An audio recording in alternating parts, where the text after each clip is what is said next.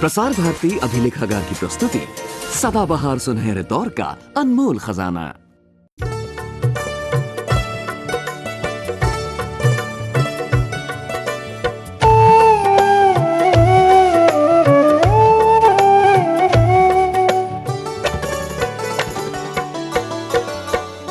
वही है हम, वही हो तुम, पहाड़ों का वही मौसम।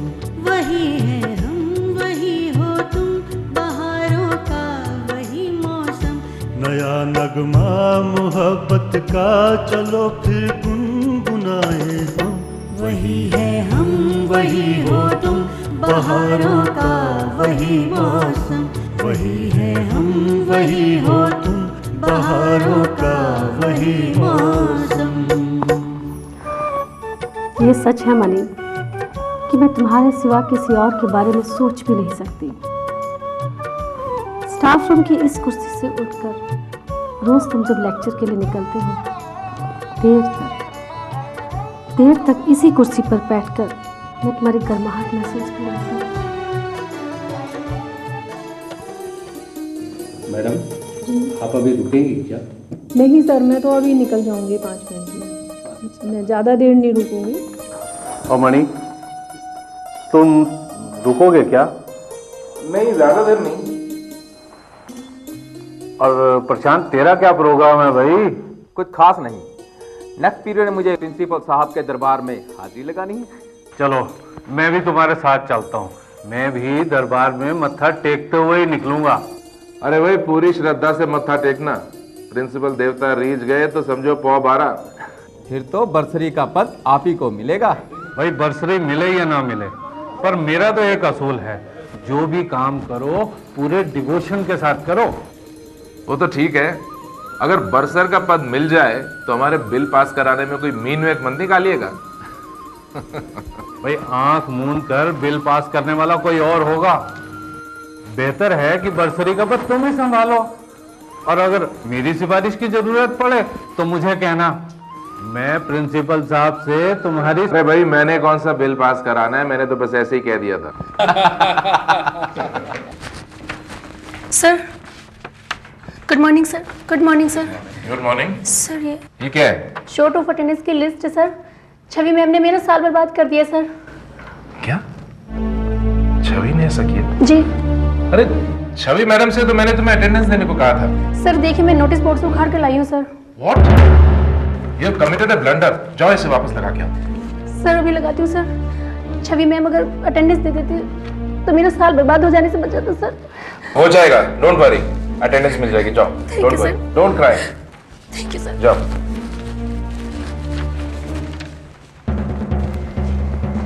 छवि ने ऐसा किया, वेरी स्ट्रेंज।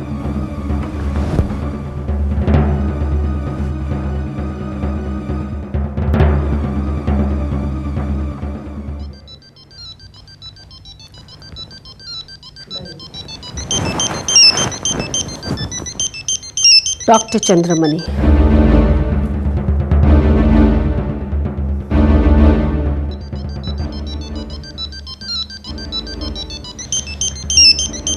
फिर से डॉक्टर चंद्रमणि।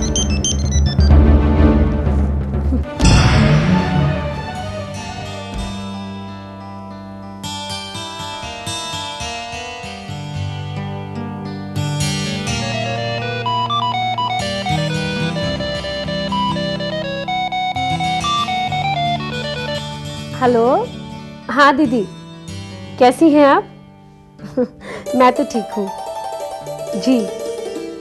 आपका गिफ्ट पैकेट ठीक मेरे सामने पड़ा है, मैं उसे खोलकर देख ही नहीं पाई अभी।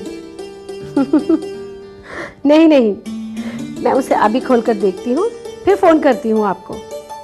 जी, मुन्ने की बर्थडे पार्टी में आए सभी लोग आप दोनों को पूछ रहे थे। हाँ, मुझे मालूम है, हमारे जीजू बहुत बड़े बिजनेसमैन हो गए हैं और उनके पास तो बिल्कुल भी फुर्सत नहीं है।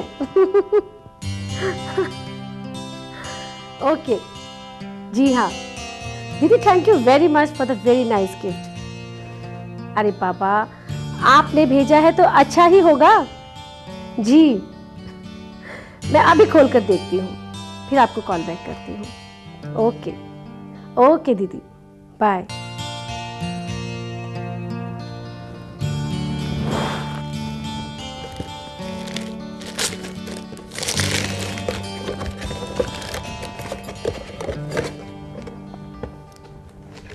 बर्तन वाला।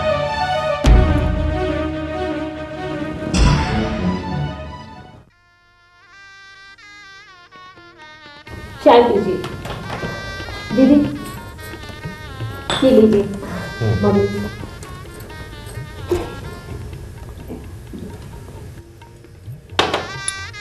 बिस्किट लीजिए।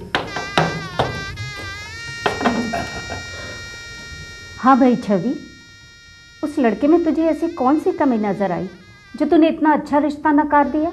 नहीं, ऐसी कोई बात नहीं है। तो फिर क्या बात है, बोलना।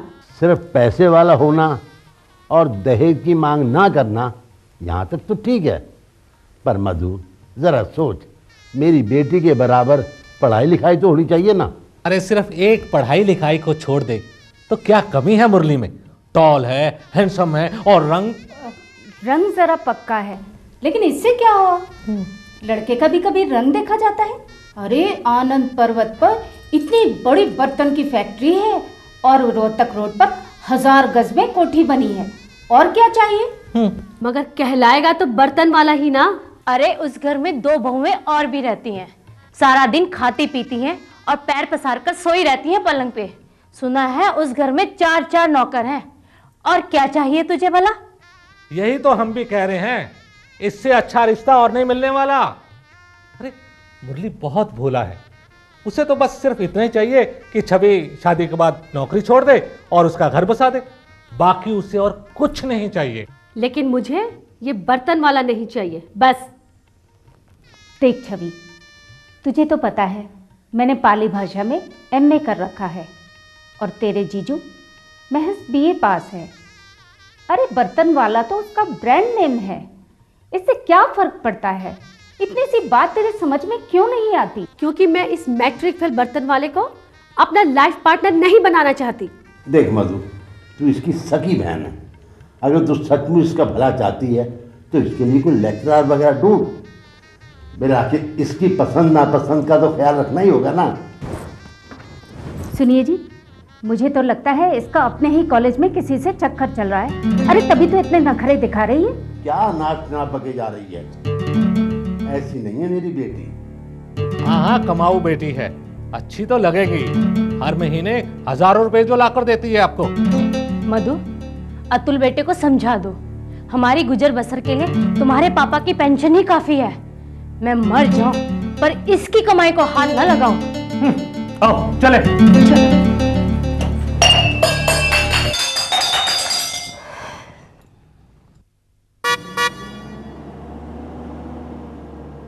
क्या बात है, लगता है मोबाइल स्विच ऑफ करके रखा हुआ है, तो घर ही जाना पड़ेगा।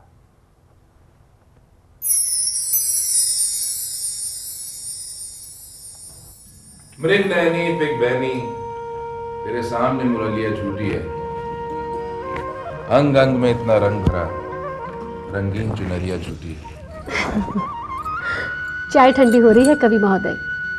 हाँ, बहुत दिनों के बाद तुम्हारे हाथों की चाय पीने को मिल रही है,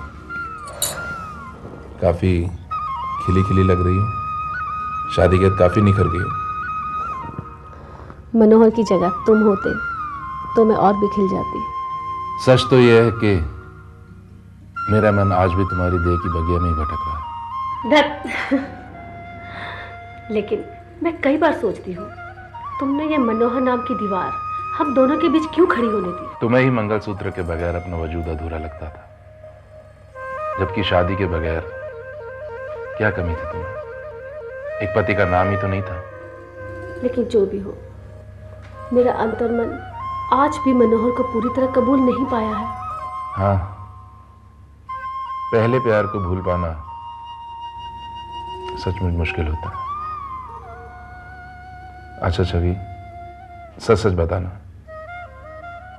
मनोहर की बाहों में झूलते वक्त पराई देगन को महसूस करना अटपटा नहीं लगता? मैं कर भी क्या सकती हूँ, लेकिन हम अच्छे दोस्त तो बने रह सकते हैं ना। मुझे तुम्हारी आज भी उतनी ही ज़रूरत है जितनी कल थी।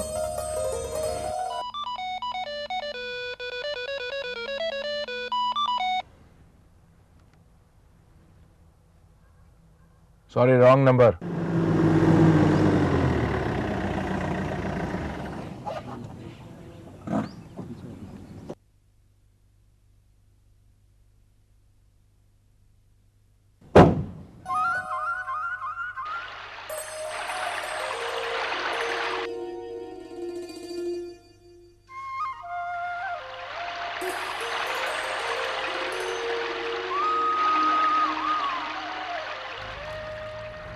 Hello, how come you are here? आज कॉलेज में तुमसे मुलाकात नहीं हुई, इसलिए आना पड़ा। आजकल क्लास खत्म होते ही मैं सीधा घर आ जाती हूँ और घर गृहस्थी में उलझ जाती हूँ। वैसे आज मेरा ऑफ था। हाँ, तुम्हारे डिपार्टमेंट से पता चला। कोई खास बात? हाँ, वही जो मैंने तुम्हें करने के लिए कहा था। किस बारे में बात कर रहे हैं आप? तो मेरा कहा तुम्हें याद नहीं रहा? हाँ, आजकल मुझे कुछ भी याद नहीं रहता। घंटे भर से मोबाइल लगा रहा था। तुम्हारा नंबर बदल गया क्या? मैंने मोबाइल ही बदल दिया है। क्यों भाई? क्योंकि नया मोबाइल ले लिया है। आई सी। अच्छा हुआ जो आप आ गए। अब अपना वाला सेल बराए मेहरबानी लेती जाइएगा। अब वो मेरे किसी काम का नहीं। मैं अभी लेकर आती हूँ, आप रुकना ज़रा।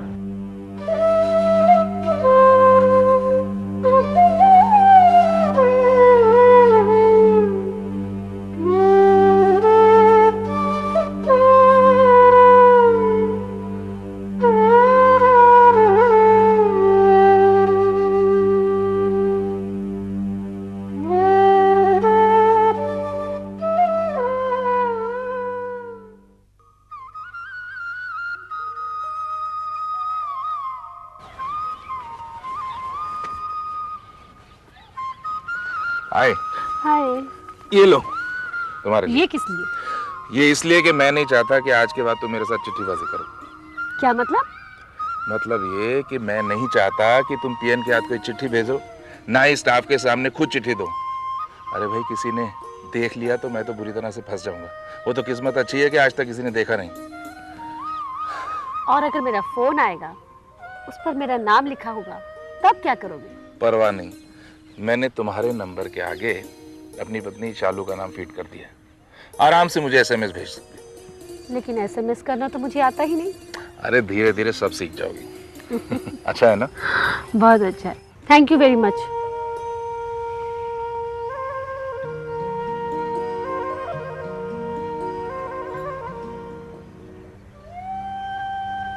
मेरा दिया सब सामान लौटा दिया, ये भी ना सोचा इस देने में भी पाने सा भाव था। खैर, मैं तुमसे एक जरूरी बात करने आया हूं। लेकिन मेरे पति अभी घर पर नहीं है। वैसे मैं वो होते तो उनसे भी मिल लेता। अभी तो मैं सिर्फ तुमसे बात करने आया हूं। यही बात करें कि अंदर चलें? ठीक है, चलिए। लेकिन आपका ज्यादा देर रुकना उचित नहीं होगा। नहीं, सिर्फ तुम्हारा 1 मिनट लूंगा। चलिए।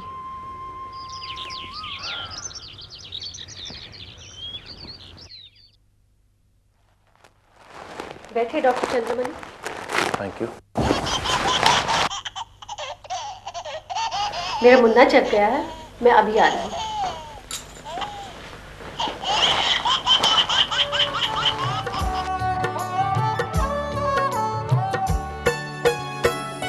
अकेलेपन से घबरा कर तुम्हें दिल ने पुकारा है, जवानी की उमंगों को। अच्छा, तो हनीमून के लिए तुम अपने पति के साथ ऋषिकेश गई थी? 100 साल भी हैं कम, वही है हम, वही हो तुम, बहारों का वही मौसम। वही है हम, वही हो तुम, बहारों का वही मौसम। वही है हम, वही हो तुम, बहारों का वही मौसम।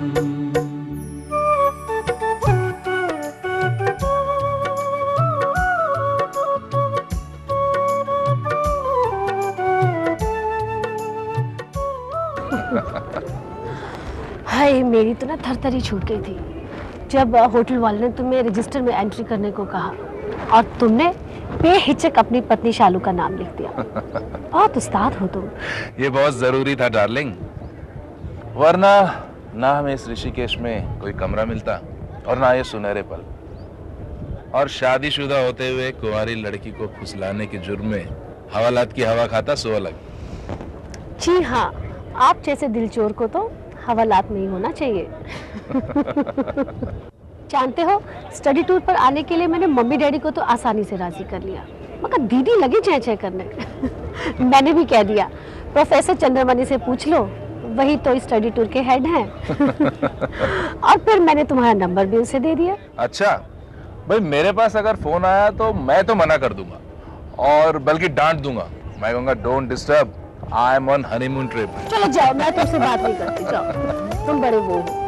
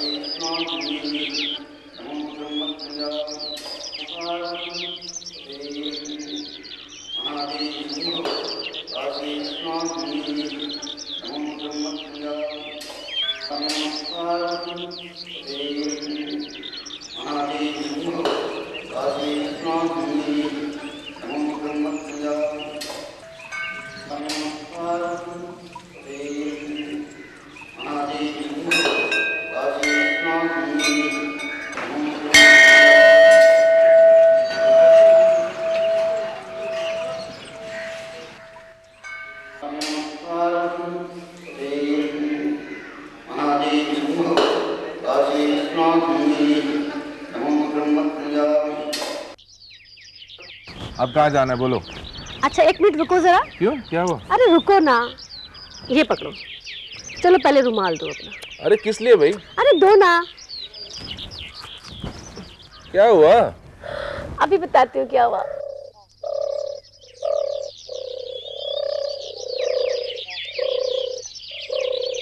हो गया। ए हाउ डेयर यू, पकड़ो इसे। अरे हमारी फोटो कैसे ली तुमने? For you only sir. But why? Did you seek a permission? I am sorry ma'am. Do what you have been told. Reel निकालो। सॉरी सर, अभी धोकर देगा। 5 मिनट के भीतर बहुत लोगों का फोटो खींचा, सब ऊपर गया, अभी आने वाला है। Shut up. आप अपना फोटो देखते रह जाएंगे सर। शट अप, रील निकालो, मुझे फोटोग्राफ नहीं चाहिए। Okay sir, okay. अब छोड़ो भी, कहाँ इसके पीछे पड़ गए। हमें बाजार भी तो जाना है पंडेज वाली साड़ी लेने। अरे तुम समझती नहीं हो, बाजार तो हम चले ही जाएंगे, लेकिन ये सबूत मिटाना भी तो जरूरी है। अरे नहीं तो हम फंस जाएंगे। दिल्ली से आने जाने वालों का तांता लगा रहता है, किसी ने इसकी एल्बम में हमारी फोटो देख ली तो हम तो गए काम से। ए जल्दी करना, क्या हुआ? लीजिए सर। जय गंगे मैया। हाँ ये लो, ये पकड़ो, 100 रुपए और नई रील ले लेना। और आइंदा से किसी की फोटोग्राफ बिना परमिशन मत खींचना, एटलीस्ट आवर्स। जा फुट। अरे बाबा, भीषण दुष्ट, ऐसा टूरिस्ट पहले कभी नहीं देखा। अबे भाग।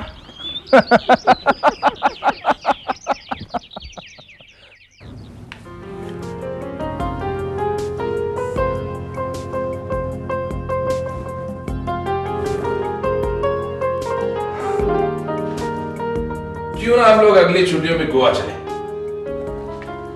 फिर से स्टडी टूर पर? जी नहीं, अपने सेकंड हनीमून पर। नहीं जनाब नहीं, अब तो हनीमून पर हम तभी जाएंगे जब बाज़ाब्ता आपकी बीवी कहलाएंगे। हुजूर, आपके बीवी बनने में कोई कसर बाकी रह गई है क्या?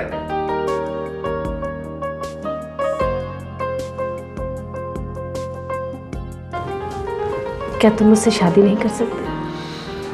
डार्लिंग, तुम जानती हो मैं शादीशुदा हूं। काश तुम मुझे पहले मिली होती, तब बात कुछ और होती। मुझे बहलाओ मत। ये तो मैं भी कह सकती हूँ कि शादी करने में तुमने जल्दबाजी कर दी, मेरा इंतजार नहीं कर सकते थे। पर ये मजाक नहीं है मनी, मुझे तुमसे साफ साफ जवाब चाहिए। मैं दो दो पत्नियां कैसे रख सकता हूँ? कानून इस बात की इजाजत नहीं देता। तुम शालू को तलाक नहीं दे सकते? यानी उसे उस अपराध की सजा दे दूं जो उसने किया ही नहीं। तो मुझे किस अपराध की सजा दे रहे हो? अरे भाई, तुम तैयार हो तो नीचे चल के नाश्ता करें। नाश्ता भी कर लेंगे, पर पहले मुझे मेरे सवाल का जवाब चाहिए मनी, कि तुम मुझसे शादी कब कर रहे हो? अब मैं तुम्हारे बिना जी नहीं सकती। कैसी बचकानी बातें कर रही हो। पहुंचो इन आंसुओं को और मेरी बात ध्यान से सुनो। अब कहने सुनने को क्या रह गया है? मैं अपने सर्वस्व तुम्हें दे चुकी हूँ। ये रोना बंद करो। तुम मुझे क्या जेल भिजवाओगी? नहीं, मैं भला तुम्हारा बुरा क्यों चाहूंगी? फिर ये अनाप शनाप क्या रट लगा रखी है कि मुझसे शादी करो? क्योंकि मैं तुम्हें किसी भी कीमत पर खोना नहीं चाहती मनी। तुम समझती क्यों नहीं हो? इस देश का कानून हमारे आड़े आता है। मैं खुद हमेशा के लिए तुम्हें अपनी बाहों में बांधना चाहता हूं, लेकिन नहीं, तुम सिर्फ मुझे भोगते रहना चाहते हो। कानून का डर तो सिर्फ मुझे बहलाते रहने का बहाना है। मैंने वकील से इस बारे में बात कर ली है। उनकी राय है कि अगर तुम्हारी पत्नी को ऐतराज ना हो तो कानून दखल नहीं देगा, और अगर तुम चाहो तो शालू को मना सकते हो।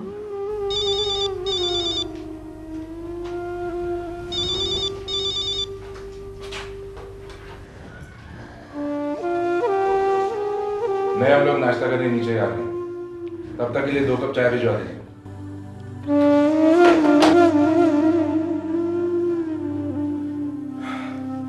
अभी नीचे चल के नाश्ता करो और फिर तैयार हो जाना। हम लोग शाम को 6 बजे तक दिल्ली के लिए निकल जाएंगे। नहीं करना है मुझे नाश्ता वाश्ता। ये नाटक बंद करो और मेरी बात ध्यान से सुनो। दिल्ली पहुंचकर अपने माँ बाप से कहो तुम्हारे लिए कोई अच्छा सा लड़का ढूंढे और तुम उसे शादी कर लो। मैं 2 बच्चों का बाप हूं। तुमसे शादी करके समाज में किसी को मुंह दिखाने लायक नहीं रहूंगा। पिछले 4 दिनों में हमारे बीच जो कुछ भी हुआ है उसको भूल जाओ। उसी में हम दोनों की भलाई है। रोना बंद करो, नीचे चलो, नाश्ता करो और शाम को हम दिल्ली के लिए निकलते हैं। साहब जी, चाय।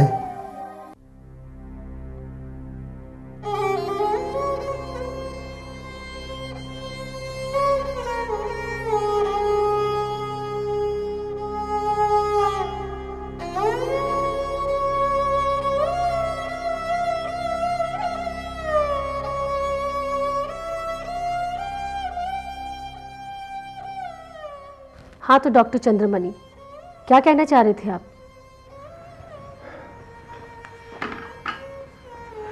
मेरे कहने के बावजूद भी तुमने सुनीता लांबा को अटेंडेंस नहीं दी। अच्छा, तो सुनीता लांबा की बात कर रहे हैं आप? हाँ, उसी सुनीता की बात कर रहा हूँ जो मैंने तुम्हें करने के लिए कहा था, तुमने किया नहीं। हाँ, कुछ याद तो आ रहा है, लेकिन मैंने जो किया बिल्कुल ठीक किया। वो है ही इसी लायक। क्लास छोड़कर न जाने किन किन से इश्क लड़ाती रहती है और चाहती है कि मैं उसे अटेंडेंस दे दूं। और जो मैंने तुमसे करने को कहा उसका कोई मतलब नहीं। तुम्हारी इस छोटी सी जिद के कारण उस लड़की का 1 साल बर्बाद हो जाएगा। पर तुम क्यों उसकी सिफारिश कर रहे हो, वो भी इस अंदाज में, जैसे तुम्हारा कोई पर्सनल इशू हो? कहीं तुम्हारा कोई चक्कर तो नहीं है उसके साथ? इतने गंदे विचार हैं तुम्हारे। वो मेरी बेटी जैसी है। मुझे तो लगता है जरूर कोई चक्कर है, तभी तो उस लंपट लांबा के लिए इतना रिरिया रहे हो। अगर तुम्हारी सोच इतनी ओछी है तो ऐसा ही समझ लो, लेकिन ये मत भूलो कि तुम्हारा चक्कर मेरे साथ भी था। तो क्या खुद को भी लंपट की श्रेणी में रखती हो? प्लीज डॉक्टर चंद्रमणि, मुझ में और उस दिलफेक लड़की में बहुत फर्क है। ये मत भूलिए कि आपकी दिलचस्पी सिर्फ मुझे यूज करने में थी। इसीलिए, शायद इसीलिए आपने मुझे मन भर कुचला, जी भर अपमानित किया, मेरी भावनाओं के साथ खेलते रहे, मेरे तन को मात्र एक खिलौना समझा और अपनी हवस पूरी करते रहे। लेकिन आज मैं वो छवि नहीं जो तुम्हारे पीछे दुम हिलाती थी, तुम्हारे हुक्म पर फिदा हो जाओ। उस छवि का गला तो मैंने बहुत पहले ही घोट दिया है। आखिर तुम चीज क्या हो? तुम्हारे औकात क्या है? मुझे मेरी दुनिया में अपनी तरह से जीने दो। अब मैं तुम्हारी शर्तों पर जीने के लिए कतई राजी नहीं हूं, समझे?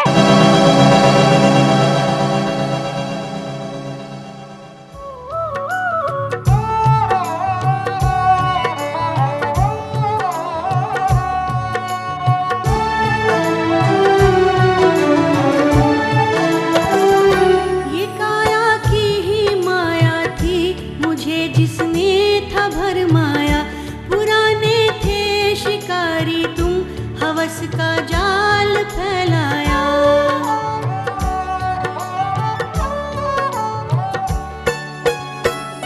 ये काया की ही माया थी मुझे जिसने था भरमाया। पुराने थे शिकारी तुम, हवस का जाल फैलाया। अंधेरे के वो घेरे थे, खड़े थे बीच में हम तुम। नहीं वो हम, नहीं वो तुम, बहारों का न वो मौसम। नहीं वो हम, नहीं वो तुम, बहारों का न वो मौसम। नहीं था प्यार